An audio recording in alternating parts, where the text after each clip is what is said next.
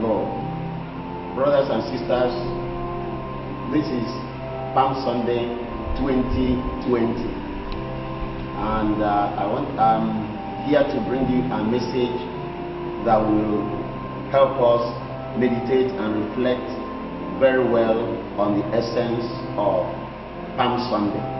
Palm Sunday reminds us of Jesus Christ's triumphant entry to Jerusalem as King and as Lord of Lords, as the Messiah, as the Savior of the world.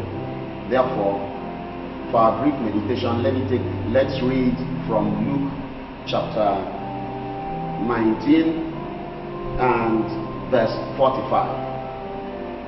Jesus entered the temple and began to drive out the people selling animals for sacrifices.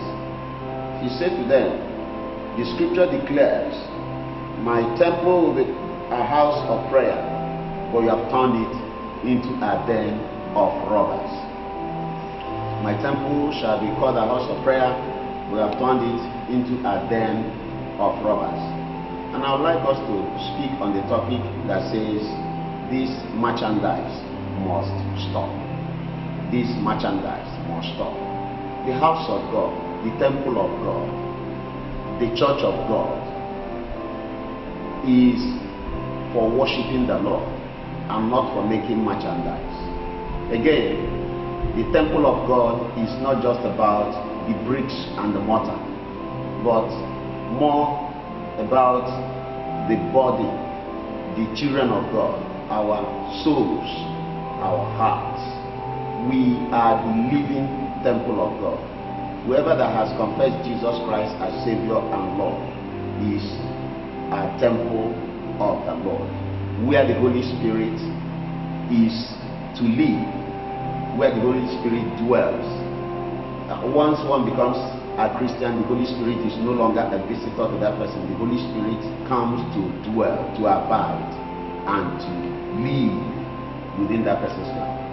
And so, that temple must be holy, that temple must be clean, that temple must be pure for the Holy Spirit to dwell in there. The Holy Spirit cannot share an unclean environment with any spirit, or cannot dwell in an unclean environment. That claim must be pure, that temple must be pure and clean. But today, the church, the body of Christ, the temple, is passing through some things, making it unconducive for the indwelling of the Holy Spirit. Our society is full of errors, full of evils, full of iniquities, contamination, pollution, and defilement everywhere, inwardly and outwardly. Immoralities, indiscipline here and there, a lot of errors here and there, and it appears we are making merchandise of such errors and such immoralities. We are trading on them. It's apparently very common, and it's as if people are shying away from addressing those immoralities, those excesses, those iniquities, defilements. That's not the character of Jesus. Jesus faced it squarely and dealt with it. What are those iniquities or those immoralities that we must not trade on? Injustice, treating orphans badly, or children, wives, widows, and widowers. They need to be treated fairly. The merchandise of wrong teachings, wrong ministry, dealing with wrong spirits, bringing strange spirits and strange fire into the temple, into the church. Children of God are today battling with a lot of wrong messages and errors. This must stop. And living our lives in righteousness and holiness, immorality, fornication, adultery, lesbianism, homosexuality, all these things, occultism, idolatry, worshiping of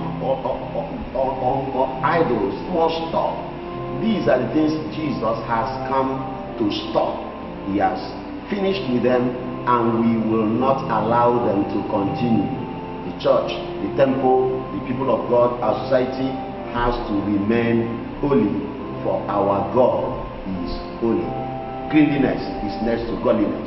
Spiritual cleanliness, physical cleanliness, very, very important.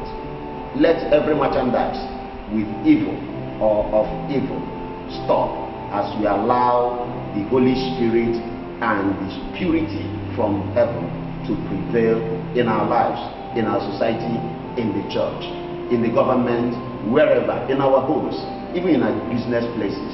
Let this be to the glory of God and shame of the devil. The blessing of God Almighty, Father, Son, and the Holy Spirit be with you now and forevermore. Amen. God bless you.